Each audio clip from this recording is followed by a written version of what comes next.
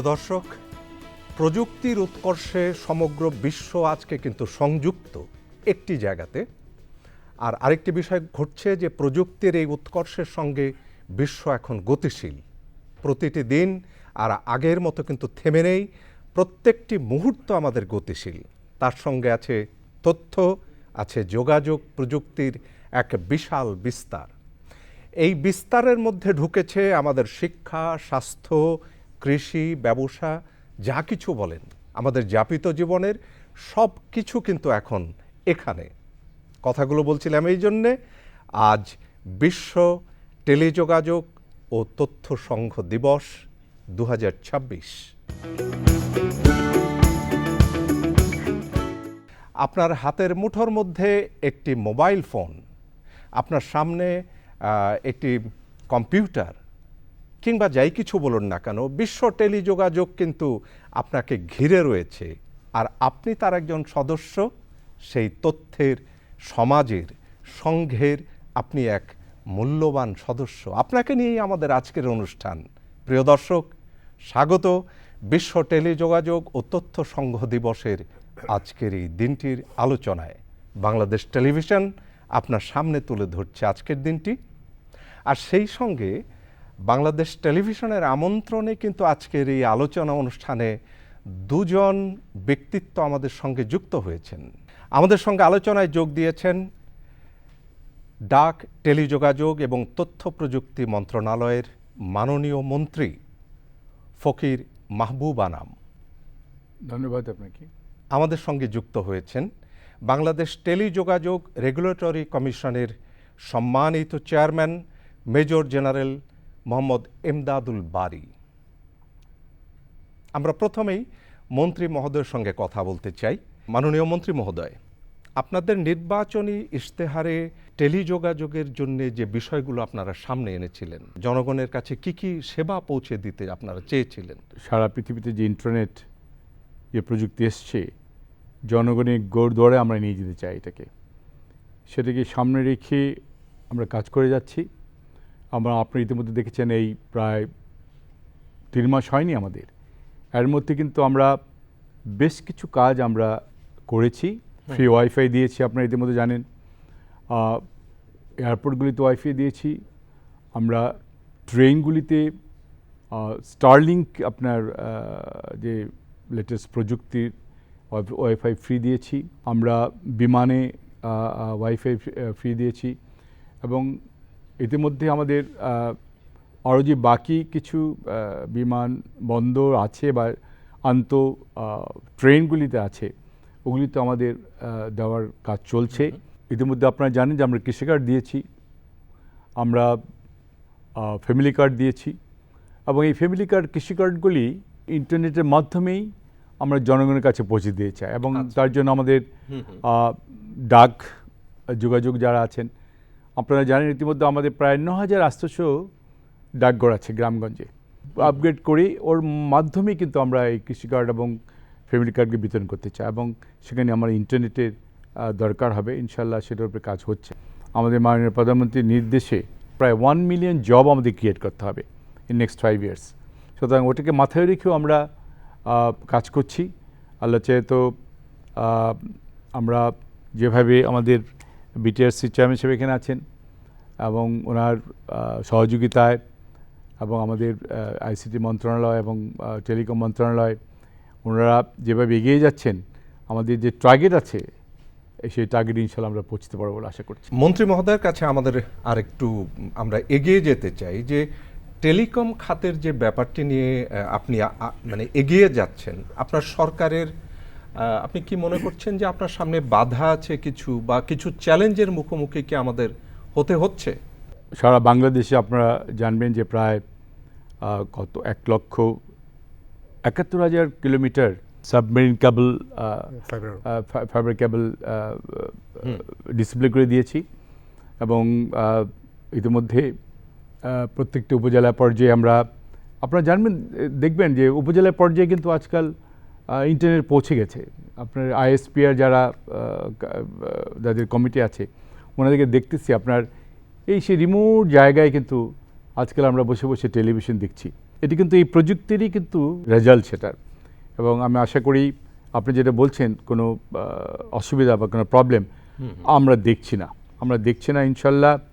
আমরা আমাদের সরকার যেভাবে এগিয়ে নিয়ে যাচ্ছে, আমরা আল্লাহ চেয়ে তো উইদিন শর্টেস্ট পসিবল টাইম আমরা আরও জনগণের কাছে আরও বেশি করে ইন্টারনেট পৌঁছে দিতে পারবো আল্লাহ চেয়ে তো। আমরা একটা চেয়ারম্যান মহোদয়ের কাছে যেতে চাই। প্রিয় দর্শক, আপনারা জানেন যে চেয়ারম্যান মহোদয় আমাদের ভেতরকার টেকনিক্যাল যতগুলো বিষয় আছে এই বিষয়টির সেই বিষয় সম্পর্কে তার যথেষ্ট জানাশোনা, এবং তিনি এই বিষয়টি কিন্তু বলবার কর্তৃপক্ষ। তার কাছে আমরা একটু যেতে চাই যে বর্তমান সময়ের ডিজিটাল সংযোগকে আপনারা লাইফলাইন বলছেন। এটা লাইফলাইন কেন? বিশ্ব টেলিযোগাযোগ ও তথ্য সংঘ দিবস 2026-এর যে থিম আইটিউ নির্ধারণ করেছে, যে প্রতিপাদ্য, ডিজিটাল লাইফলাইন কেন বলা হচ্ছে?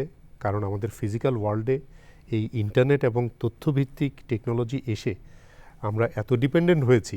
আমাদের এই যে ব্যাংকিং সেক্টর থেকে শুরু করে যোগাযোগ ইত্যাদি প্রত্যেকটা সেক্টর ডিজিটাল ওয়ার্ল্ডের উপর আমরা অনেক বেশি নির্ভরশীল হয়েছি দেখে এটাকে ডিজিটাল লাইফলাইন বলা হচ্ছে। লাইফলাইন কাকে বলি আমরা? ডুবন্ত একটা মানুষকে যখন রশি ছুঁড়ে ফেলি তাকে তোলার জন্য, এটাকে লাইফলাইন বলে।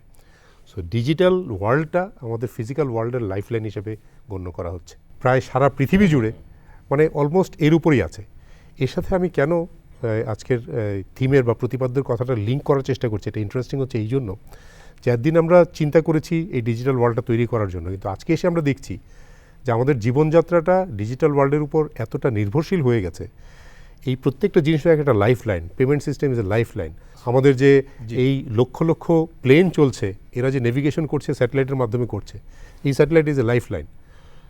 আমি রেজিলিয়েন্সের কথা বলছি এই জন্য যে আজকে যদি হঠাৎ করে এই যে সাবমেরিন কেবল, সারা পৃথিবী জুড়ে প্রায় 17 লক্ষ কিলোমিটার সাবমেরিন কেবল, আমাদের 99% এই ডেটা কমিউনিকেশন সারা পৃথিবীতে হয় সাবমেরিন কেবলে। যদি কোনো একটা ভূমিকম্পের ফলে একটা সাবমেরিন কেবল কাটা পড়ে, একটা বিশাল রিজিয়ন আউট অফ কমিউনিকেশন হয়ে যাবে। আপনি চিন্তা করেন যে কীরকম একটা ক্যাটাস্ট্রফিক একটা অবস্থা হবে। এই জন্য এই সার্ভিসগুলোকে আমরা লাইফলাইন বলছি। এবং আমরা বলছি এই সংযুক্ত বিশ্বে, যেহেতু বিশ্বটা সংযুক্ত হয়ে আছে, এই সংযুক্ত বিশ্বে এইগুলিকে প্রোটেক্ট করার জন্য যথেষ্ট রেজিলিয়েন্স যেন আমরা তৈরি করতে পারি। মন্ত্রী মহোদয়, এই যে লাইফলাইনের কথাটা আমরা শুনলাম যে আমাদের টেলিকমিউনিকেশন এটি আমাদের জীবনধারার একটা বিশাল অংশ, এটিকে গ্রামীণ পর্যায়ে একদম গ্রাসরুট লেভেলে পৌঁছে দেবার জন্যে আপনাদের সরকারের পরিকল্পনা কি? তার মানে হচ্ছে যে মানসম্মত ইন্টারনেটটি আপনারা কিভাবে পৌঁছে দেবেন? কিভাবে আপনার জনগণের কাছে যাওয়া যায়, মানে জনগণের দোরগোড়ায় নেওয়া যায়, এই জন্য সরকার কিন্তু কাজ করে যাচ্ছে। আমাদের সরকার কিন্তু প্রত্যেকটা উপজেলা পর্যায়ে আমরা এআই এবং ফ্রিল্যান্স নিয়ে কাজ করছি, এবং একটা ট্রেনিং সেন্টার করবো আমরা, যে ট্রেনিং সেন্টারের মধ্য দিয়ে আমাদের ওই উপজেলা পর্যায়ে ইয়াং জেনারেশন যারা আছে তাদেরকে আমরা ট্রেন আপ করতে চাই এআইয়ের উপরে এবং ফ্রিল্যান্সের উপরে। ট্রেন আপ করে তাদেরকে আমরা শুধু আমাদের দেশে চাকরি না, তাদেরকে বিদেশেও যাতে আমরা পাঠাতে পারি। এবং এখানে মানসম্মত ইন্টারনেট আপনারা কি পৌঁছে দেওয়ার পরিকল্পনা করছেন? নিশ্চয়ই, এবং সেভাবেই আমাদের মিনিস্ট্রি এবং আইসিটি মিনিস্ট্রি কাজ করছে। এআই এর সেন্টারগুলো করতে চাচ্ছেন আপনারা উপজেলা পর্যায়ে, এটার ডিজাইনটা কীরকম হতে পারে? ডিজাইনটা আমরা ল্যাব করব। জি, আমার প্রত্যেকটা ল্যাব প্লাস ট্রেনিং সেন্টারের মধ্যে করব, যেখানে আমাদের ওইসব এলাকার ছেলেমেয়েরা এসে ল্যাব এবং ইন্টারনেটের উপর কাজ করবে, এবং it can be 6 months or year প্রশিক্ষণ হবে। এবং ওদের মধ্য দিয়ে তারা প্রশিক্ষিত হলে তাদেরকে দেশীয় চাকরি ছাড়াও আমরা বিদেশে যাওয়ারও ব্যবস্থা করবো ইনশাল্লাহ। মানে এখানে ক্যারিয়ারের একটি ব্যাপার, আমরা ক্যারিয়ারের ব্যাপার আছে। আপনার শত শত ইয়াং জেনারেশন যারা আনএমপ্লয়েড রয়ে গেছে, এদেরকে কোনোভাবে ট্রেন আপ করে আমরা দেশে তো আছেই, বাইরে পাঠানোর চিন্তা ভাবনা করছি। মাননীয় মন্ত্রী উল্লেখ করছিলেন যে সরকারের ম্যানিফেস্টোর একটা অংশ হচ্ছে ইন্টারনেট ফর অল। আমরা যদি ইন্টারনেট ফর অল দেখি, তার মানে প্রথমেই আসে হচ্ছে কানেক্টিভিটি। এই কানেক্টিভিটি সারা দেশে ছড়িয়ে দেওয়ার জন্য মাননীয় মন্ত্রী ইতিমধ্যে বলেছেন 1,71,000 কিলোমিটার ফাইবার আমাদের আরও আছে, কিন্তু এটাই যথেষ্ট না। আমাদের প্রায় 5 লক্ষ কিলোমিটার লাগবে। এই 5 লক্ষ কিলোমিটার ফাইবারে লে করার জন্য যে বিনিয়োগ, একটা বিনিয়োগ বান্ধব পরিবেশ তৈরি করার জন্য সরকার অনেক চেষ্টা করছে। যার মধ্যে ফরেন এফডিআই যাকে বলি আমরা এফডিআইও, এটা হচ্ছে কানেক্টিভিটির একটা কথা হলো। কিন্তু কানেক্টিভিটি একা হলেই আপনি একটু আগে বলছিলেন যে শুধু কানেক্টিভিটি দিয়ে সবাইকে তো সার্ভিস এনশিওর করা যাবে না, তার মানে এই নেট কানেক্টিভিটির মধ্যে সংযুক্ত হওয়ার একটা ব্যবস্থা থাকতে হবে। এই ব্যবস্থা হচ্ছে ডিভাইস, এটা মোবাইল ডিভাইস। তাহলে আমরা একটু মাননীয় মন্ত্রীর কাছে যাই। যদি এটার জন্য আমাদের নিয়োগ বান্ধব একটি পরিবেশ দরকার হয় এই টেলিকমিউনিকেশনের ক্ষেত্রে, এই বান্ধব পরিবেশটি আপনারা কিভাবে তৈরি করবেন? আমাদের যদি বিভিন্ন জায়গা থেকে বিনিয়োগ বান্ধব আমরা কিছু প্রতিষ্ঠান পাই, তাদের কি স্বাগত জানাবেন? যে ইন্টারনেট আমরা ঘরে ঘরে পৌঁছে দিতে চাই। জি, আমরা তো আপনারা জেনেছেন যে প্রায় 18 কোটি প্লাস আমাদের মোবাইল ফোন আছে, বাট ইন্টারনেট সার্ভিস বোধহয় 13 কোটির মতো আছে। কিন্তু বাকি যারা আছে সবার কাছে কিন্তু ইন্টারনেট ব্যবহার করার মতো আপনার মোবাইল নেই, স্মার্টফোন নেই। যার জন্য আমরা বিদেশি এফডিআই বলেন বা আমাদের দেশে যারা উদ্যোক্তা আছে তাদেরকে আমরা এনকারেজ করব, তাদের ক্ষমতা অনুযায়ী যেমন 4-5 হাজার টাকার মধ্যে যাতে তাদের স্মার্টফোনগুলি তারা কিনতে পারে, এরকম সংস্থাকে আমরা, এরকম কোনো ইন্ডাস্ট্রিকে আমরা এনকারেজ করতে চাই। এই সরকার দেখতে চায় যে সবার কাছেই আপনার ইন্টারনেট যাতে পৌঁছে দিতে পারি, এই স্মার্টফোনের মাধ্যমে। এই মাথাটা আমার চিন্তাধারা আমাদের মাথায় আছে। চেয়ারম্যান মহোদয়, এই বিষয়টির সঙ্গে কি যুক্ত করবেন কিছু, যে স্মার্টফোন স্বল্প মূল্যে আমরা গ্রাসরুট লেভেলে কিভাবে পৌঁছে দিতে পারি, সেখানে বিনিয়োগ বান্ধব প্রতিষ্ঠানগুলিকে কিভাবে আমন্ত্রণ জানানো যায়? স্মার্টফোন মানুষের কাছে প্রথম কথা হচ্ছে পৌঁছাতে হবে, না পৌঁছালে ডিজিটাল সার্ভিসের অ্যাক্সেস তারা পাবেন না, পাচ্ছে না। আমাদের প্রায় অর্ধেক জনগোষ্ঠী এখনো স্মার্টফোনের আওতায় নাই। স্মার্টফোনটা মাননীয় মন্ত্রী যেটা বলছিলেন যে স্মার্টফোনের আমাদের স্থানীয় ম্যানুফ্যাকচারাররা আছেন, প্রায় 18টা কোম্পানি আছে, কিন্তু ওনারা যে দামে তৈরি করেন সেই দাম অ্যাফোর্ডেবল না, মানুষের জন্য এখনও যথেষ্ট সাশ্রয়ী না প্রান্তিক পর্যায়ের জন্য। এই দাম কমানোর জন্য মানে এটাতে বেশ কয়েকটা উদ্যোগ কিন্তু সরকার নিচ্ছে। এক হচ্ছে এদের দাম কমানোর জন্য তাদের যে ইম্পোর্ট ট্যাক্সটা আছে, এই ট্যাক্স স্ট্রাকচার যেটা আছে এটা নিয়ে কাজ করা হচ্ছে। অর্থ মন্ত্রণালয়ের সাথে মাননীয় মন্ত্রী কাজ করছেন এই ট্যাক্সটা এমনভাবে সাশ্রয়ী করা যায় কি না যাতে করে তাদের দাম কমানো যায়। ফাইন্যান্সিয়াল ইনস্টিটিউশন যারা আছে, ফাইন্যান্সিয়াল ইনস্টিটিউশনের সাথে কোঅর্ডিনেশন করা হচ্ছে, ওই যে কিস্তিতে যদি দেওয়া যায়, আচ্ছা, মানুষকে কিস্তিতে যেন ইয়ে করা যায়, অলরেডি কিন্তু এটা শুরু হয়েছে। প্লাস আরও একটা জিনিস আছে, অনেক চোরাই মোবাইল সেট আসে বাইরের থেকে, সরকারকে টাকা ফাঁকি দিয়ে যারা আসে, ট্যাক্স ফাঁকি দিয়ে আসে, ওরা তখন করতে পারে কি অনেক সস্তায় কিন্তু নকল সেট বিক্রি করে। এদেরকেও যদি বন্ধ করা যায় তাইলেও হয়তো দেশি উদ্যোক্তারা যারা আছেন তারা একটা সাশ্রয়ী মূল্যে দিতে পারবেন। এরকম নানা রকমের কর্মযজ্ঞ সরকার হাতে নিয়েছে। দেশে উৎপাদিত বা দেশে সংযোজিত যেটার মধ্যে ট্যাক্স কম পড়তে পারে, এই ধরনের কোনো উদ্যোগ কি সরকার নেবার চিন্তা করবে? আমরা এনকারেজ করছি যারা লোকাল ইন্ডাস্ট্রি যারা আছে, এই ছোট ছোট আপনার স্মার্ট ফোনগুলি আপনার তৈরি করার জন্যে। আমরা সেখানে যে পাইরেসি হয় যেটা, এটাও বন্ধ করতে হবে আমাদেরকে। We are very serious about it. এবং লোকাল ইন্ডাস্ট্রি আছে, লোকাল ইন্ডাস্ট্রি যারা স্মার্টফোনগুলি তৈরি করে এক্সপেন্সিভ যেটা, এই এক্সপেন্সিভ ফোন থেকে বেরিয়ে আসতে হবে। অ্যাফোর্ডেবল যেটা, ওটা করতে হবে। ইয়াং জেনারেশন যারা আছেন, গ্রাম পর্যায়ে যারা আমার, এমনকি আমি দেখেছি আপনার গ্রামের মা বোনরা গ্রামে থাকে, তারাও কিন্তু আপনার তাদের হাতে ফোন দেখি আমি, কিন্তু unfortunately they can not afford smartphone. সুতরাং আমাদের মাথায় আছে ওই পর্যায়ে যাতে আমরা স্মার্টফোন নিয়ে যেতে পারি, অ্যাজ চেয়ারম্যান সাহেব বলছেন যে অ্যাফোর্ডেবল স্মার্টফোন, সে ব্যাপারে কিন্তু সরকার কাজ করছে। এটার উপরে আমরা কীভাবে ট্যাক্স কমিয়ে বা পাইরেসি বন্ধ করে আমরা এই স্মার্টফোনগুলি আমরা তৈরি করতে পারি বা পৌঁছাতে পারি জনগণের হাতে। চেয়ারম্যান মহোদয়ের কাছে একটু যেতে চাই যে স্যাটেলাইট ইন্টারনেট সেবা আপনারা দিতে চাচ্ছেন বা দেয়া শুরু হয়ে গেছে, এইটার ধরনটা কীরকম? আমাদের সেবাটা যখন এই সংযোগ সেবা বা কানেক্টিভিটি, ইন্টারনেট বলেন, ভয়েস বলেন, এটা যখন একটা সাবস্ক্রাইবের কাছে পৌঁছানো হয়, জি, আমাদের দেশে এই পর্যন্ত ছিল হচ্ছে 2টা ডেলিভারি মিনস ছিল। একটা হচ্ছে ওয়্যার্ড বা ফাইবার অপটিক্স কেবলের মাধ্যমে, যেটা আইএসপিরা দিয়ে থাকেন। আরেকটা হচ্ছে সেলুলার টেকনোলজির মাধ্যমে, মাইক্রোওয়েভের মাধ্যমে, যেটা মোবাইল কোম্পানিরা দিয়ে থাকেন। সম্প্রতি গত বছর আমরা স্যাটেলাইট আরেকটা মিনস হিসাবে নিয়ে আসলাম। স্যাটেলাইট লাইসেন্স দেওয়া হলো, স্যাটেলাইটের মাধ্যমে ওনারা যোগাযোগ করতে পারেন। আর আমরা খেয়াল করে দেখি যে 3টা মিনসের 3টা স্ট্রেংথ আছে। আপনি ওয়্যার্ডের মাধ্যমে যখন দিবেন, ও হাই ক্যাপাসিটি হাই ভলিউমের জিনিস দিতে পারবে সাশ্রয়ীভাবে, আচ্ছা। কিন্তু ও মোবিলিটি দিতে পারবে না। মোবাইলের মাধ্যমে যখন দিতে পারবেন, ও তখন হাই ভলিউম বা হাই ক্যাপাসিটি দিতে পারবে না, কিন্তু ও আপনাকে মোবিলিটি দিতে পারবে। স্যাটেলাইটের মাধ্যমে যখন দিবেন, সে আপনার সারা এরিয়ার কাভারেজ, যে কোনো জায়গায় আপনি যাবেন সেই জায়গায় আপনাকে দিতে পারবে।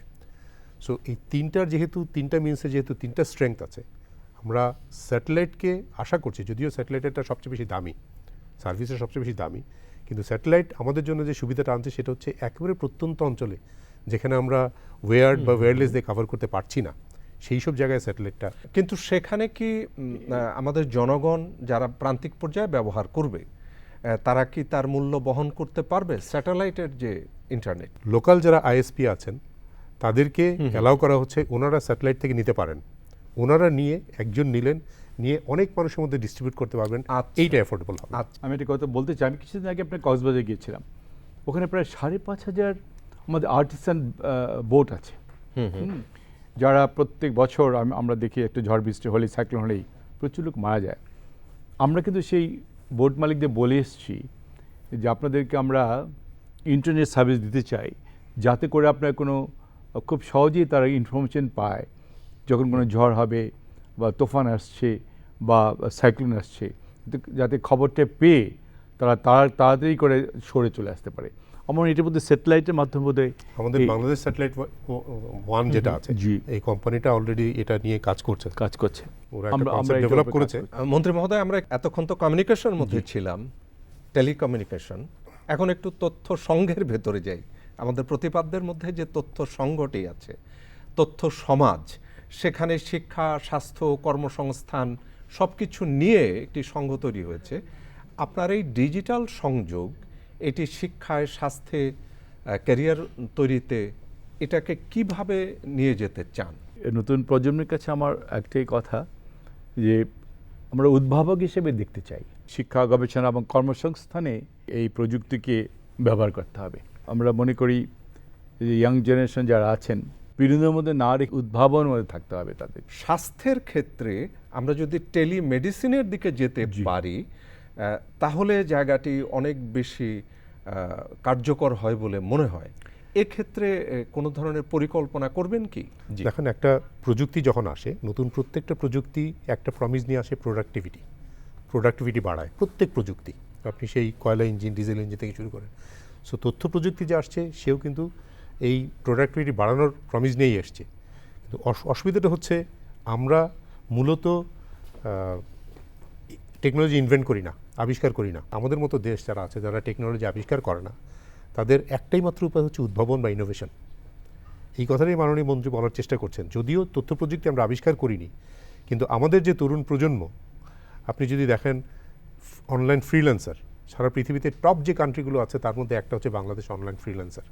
তার মানে আমাদের তরুণ প্রজন্মের মধ্যে এই যে একটা টেকনোলজির প্রতি আন্ডারস্ট্যান্ডিং অনেক হাই। মাননীয় মন্ত্রী এটাই বলছেন যে এটাকেই যদি আমরা ব্যবহার করি, আমরা যদিও আবিষ্কার করি না, কিন্তু এই টেকনোলজিটাকে আমরা এনে যদি উদ্ভাবনের দৃষ্টি থেকে কাজে লাগাই, সেই জায়গাটায় উনি শুরুতে কিন্তু একটা কথা বলছিলেন, এআইয়ের কথা বলছিলেন, এআই ট্রেনিংয়ের কথা বলছিলেন। কেন বলছেন? এআই ইটসেলফ টেকনোলজি না, ও যতটা না জ্ঞান ততটা টেকনোলজি না। তার মানে কি, আমাদের যারা তরুণ প্রজন্ম আছে, এদের পক্ষে সম্ভব এআই সম্পর্কে একটা জ্ঞান অর্জন, খুব দ্রুতই একটা জ্ঞান অর্জন করা সম্ভব।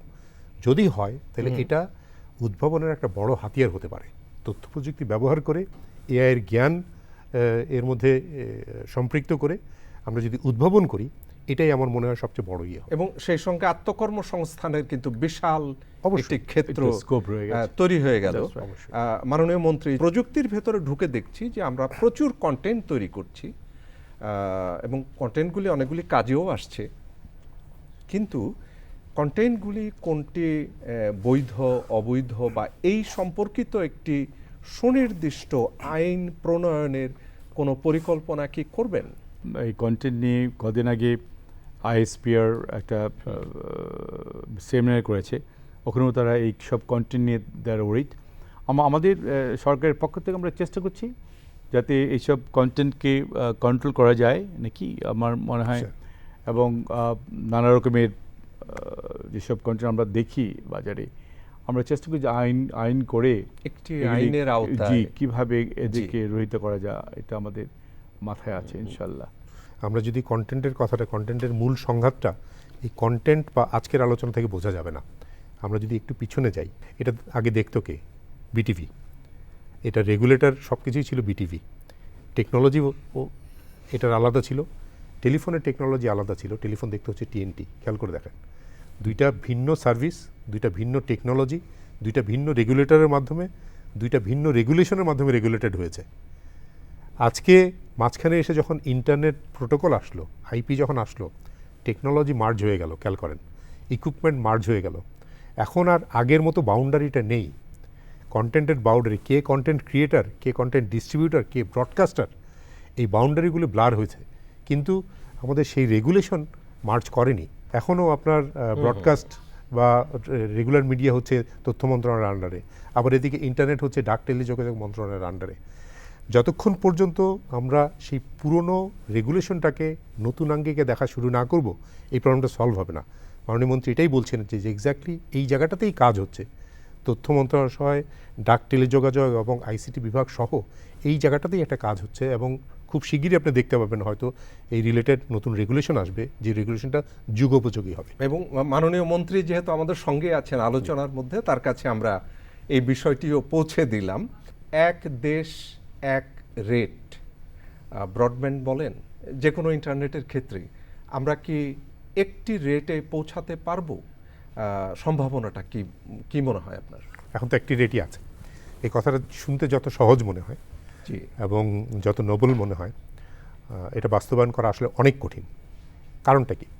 কারণটা হচ্ছে এই যে সংযোগগুলি দেয় কারা? বিজনেস দেয়। জি, বিজনেসের উদ্দেশ্য হচ্ছে প্রফিট। এই প্রফিট আসে হচ্ছে যত স্কেল বাড়বে তত প্রফিট পড়বে। তার মানে যেখানে ঘন জনবসতিপূর্ণ জায়গা, সেই জায়গায় একটা কানেক্টিভিটি অনেক হাই স্কেল, এখান থেকে যে প্রফিটটা আসে, একটা প্রত্যন্ত গ্রামাঞ্চলে এই প্রফিটটা আসে না, কারণ সেখানে এত ঘন জনবসতি নাই বা এত সাবস্ক্রাইবারও নাই।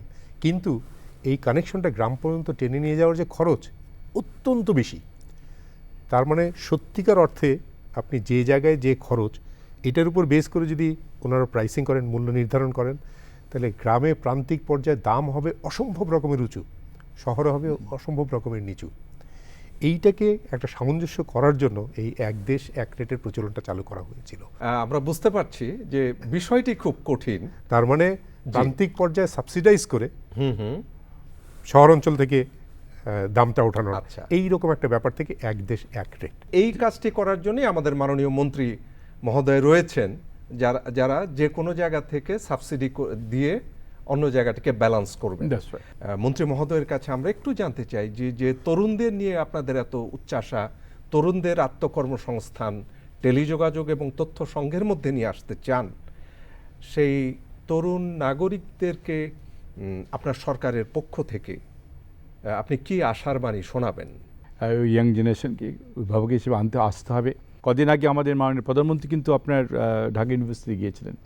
উনি ওনাদেরকে বলে এসছেন, আইসিটি সেক্টরে বলেন, টেলিকম সেক্টরে বলেন, আমরা কাজ দিতে চাই। তার জন্য আমাদেরকে ইনস্ট্রাকশন দিয়েছেন উনি, বলেছেন যত তাড়াতাড়ি পারি ইয়াং জেনারেশনকে কীভাবে আমাদের এই আইসিটি সেক্টরে বা টেলিকম সেক্টরে প্রোভাইড করা যায়। তো ইনস্ট্রাকশন আমাদের কাছে আছে। আমরা ইয়াং জেনারেশনদেরকে স্টার্ট আপের কথা আমরা বলতে পারি, বাট সবাই তো স্টার্ট আপ যেহেতু লিমিটেড, সবাই স্টার্ট আপে অনেকেই যেতে পারবে না, but it's one of the means also. মানে স্টার্ট আপ দিয়ে ইয়াং জেনারেশনকে আমরা তাদেরকে ব্যবসা ধরিয়ে দিচ্ছি। আমাদের প্রযুক্তির মধ্য দিয়ে আমাদের ইয়াং জেনারেশনকে আমরা দাও দিতে চাই, বলতে চাই তোমরা আসো এবং আমাদের আইসিটি সেক্টরের সাথে সংযুক্ত হও। মন্ত্রী মহোদয়, আমরা এই মুহূর্তে দেখছি যে ট্রাফিকের শৃঙ্খলা ফেরানোর জন্যে জি। এআই এর যে ব্যবহারটি আপনারা করেছেন, তাতে চমৎকার একটি সুফল পাওয়া গেছে। আপনি এআই এর কথা বলছিলেন যে জি, জি। এআই এর মাধ্যমে আমরা শৃঙ্খলা ফিরিয়ে আনবার যে বিষয়টি, এটিকে কিভাবে দেখছেন? We are all careful.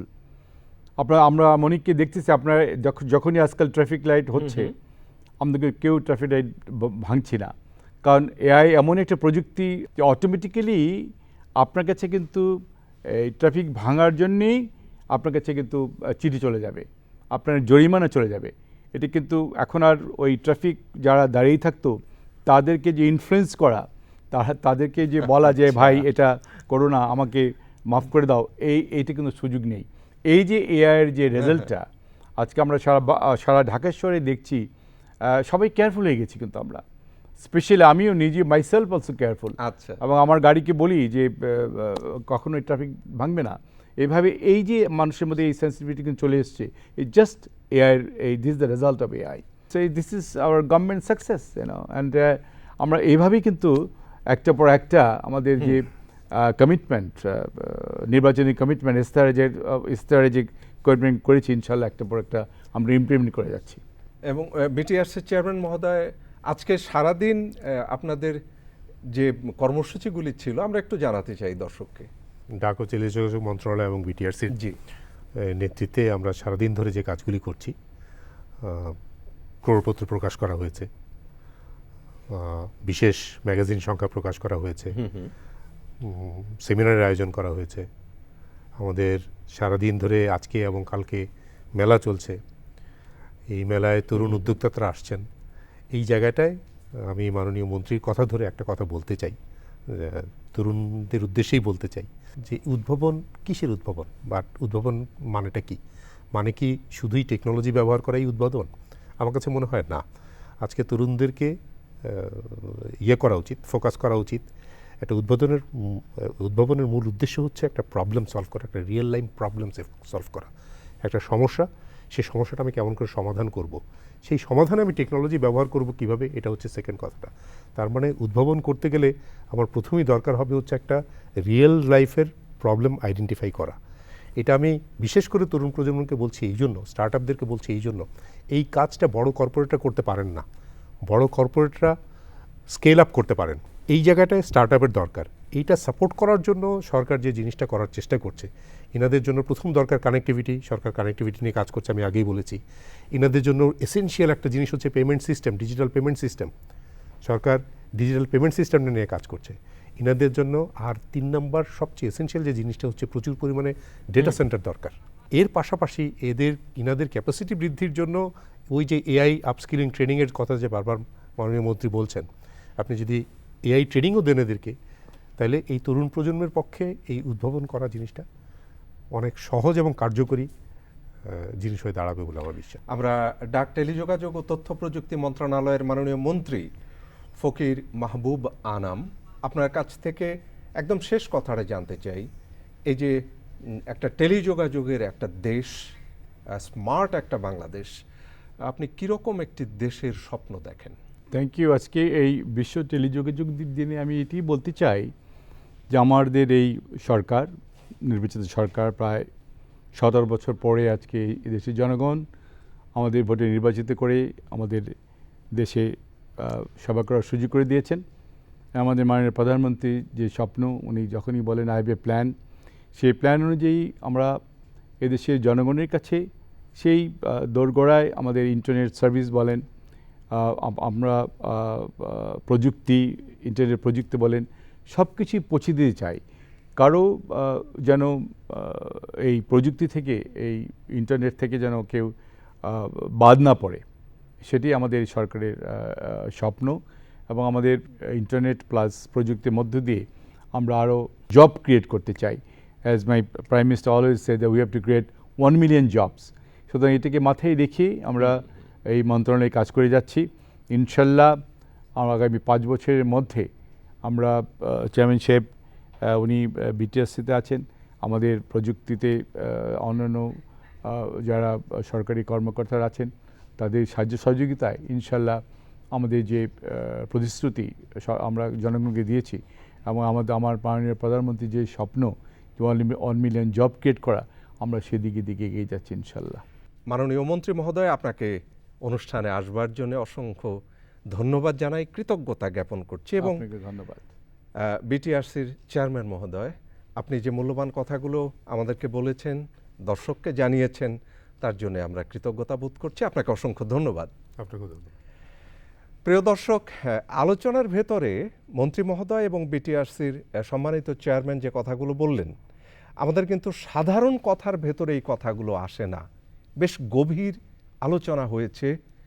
মন্ত্রী মহোদয় কী ধরনের একটি বাংলাদেশের স্বপ্ন দেখেন তার কথা হয়েছে। আমাদের চেয়ারম্যান মহোদয় বলেছেন কি কি বিষয়গুলো চ্যালেঞ্জের মধ্যে আসতে পারে, কি কি বিষয়গুলি আমরা অতিক্রম করে যাব, তার সমগ্র কথাগুলো আমরা জানাতে চেষ্টা করেছি ছোট্ট একটু পুরস্কারে। তো আবারও অনুষ্ঠানের একেবারে প্রান্তে এসে বিশ্ব টেলিযোগাযোগ ও তথ্য সংঘ দিবস 2026-এর শুভেচ্ছা জানাই। ভালো থাকবেন, তথ্যের সঙ্গে থাকবেন, যোগাযোগের সঙ্গে থাকবেন বলে আমরা বিশ্বাস করি।